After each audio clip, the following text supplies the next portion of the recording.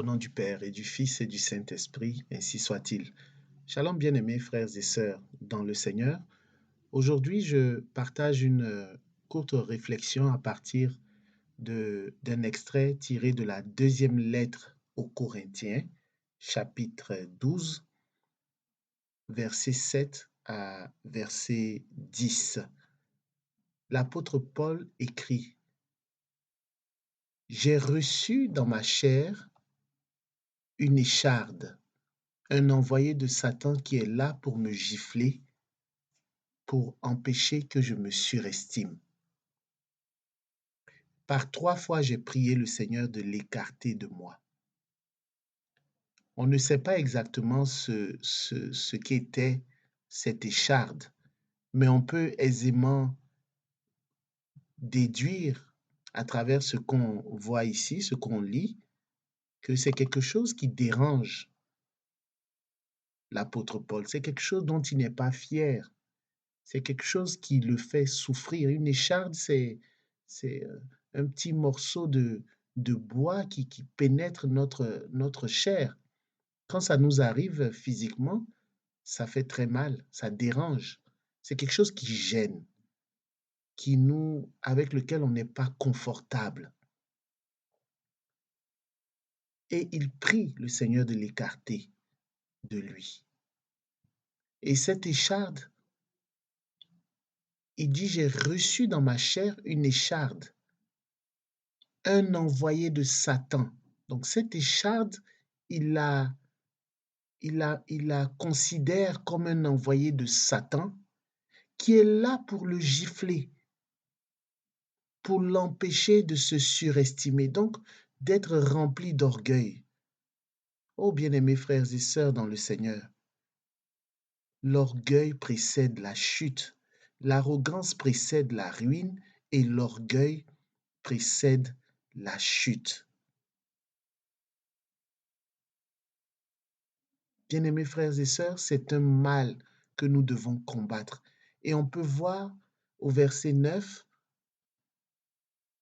« Mais il m'a déclaré, alors Dieu a déclaré à Paul, ma grâce te suffit, car ma puissance donne toute sa mesure dans la faiblesse. » Oh bien-aimés frères et sœurs dans le Seigneur, ne veux-tu pas voir la puissance de Dieu donner toute sa mesure dans ta vie? Moi, je le voudrais bien. La situation que tu vis, que tu subis en ce moment, l'épreuve par laquelle tu passes, je n'en sais rien, je ne connais pas ta vie. Mais cette situation qui te fait souffrir dans ta chair, comme l'apôtre Paul qui avait une écharde dans sa chair, cette situation, c'est peut-être un envoyé de Satan qui est là pour te gifler, pour empêcher que tu te surestimes, pour empêcher que ton cœur se remplisse d'orgueil. Et face à cela, Dieu te dit, ma grâce te suffit, ma puissance donne toute sa mesure dans la faiblesse. Alors Dieu permet en quelque sorte que Paul soit faible, soit maintenu dans un état de faiblesse pour que lui, Dieu, fasse exploser sa puissance. Pour que lui, Dieu, donne toute sa mesure à la puissance qu'il déploie en Paul. Lorsque nous sommes orgueilleux, on n'a plus besoin de voir la puissance de Dieu se déployer parce que nous nous suffisons nous-mêmes, nous pensons que nous pouvons tout gérer nous-mêmes, nous sommes maîtres de nous-mêmes, on n'a pas besoin de Dieu. Mais lorsqu'on est faible, et bien aimés frères et sœurs, la faiblesse, c'est l'humilité, c'est un état de cœur. Mais certaines situations de notre vie aussi nous mettent dans la faiblesse. Peut-être que tu es humilié sur ton lieu de travail par un superviseur qui te parle durement, qui te traite mal, tu te sens piétiné peut-être par ton époux, par ton épouse, présente cette faiblesse à Dieu. Épanche ton cœur devant Dieu. Pleure devant ton Seigneur.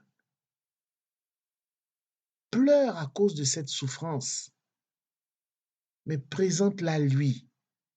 Et lui, le Seigneur des Seigneurs, le Roi des Rois, déversera sa puissance dans toute sa mesure dans ta vie.